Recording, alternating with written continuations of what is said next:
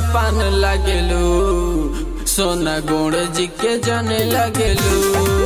हरी हर हरी हरी लगेलू, ए सोना यादव जी के माल लगेलू।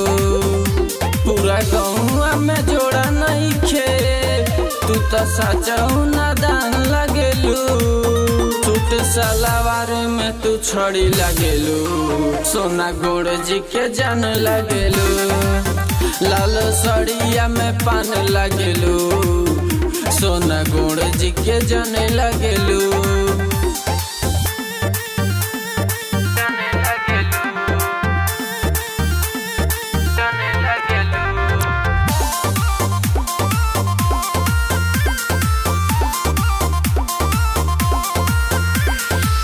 करे झगड़वाई गौवा में आई, लगे भाई से अपना पिटवाई।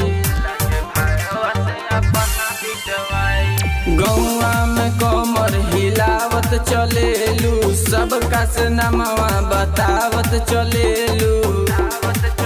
दिल बर अपन ब्यूटी पर, हमके राखल न ड्यूटी पर। नया कुटी के तू धान लगेलू, सोना गुण जी के जान लगेलू। लाल सड़िया में पान लगेलू, सोना गुण जी के जाने लगेलू।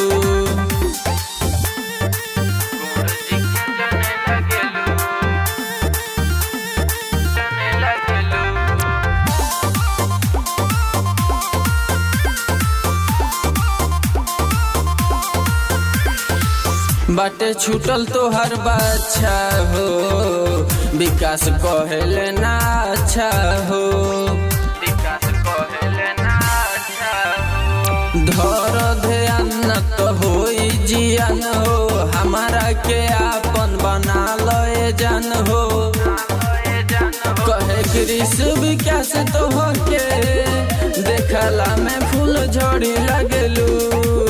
लाल सड़िया में पान लगेलू, सोना गुण जी के जान लगेलू। हरी हर हरी हरी लगेलू, ए सोना यादव जी के माल लगेलू।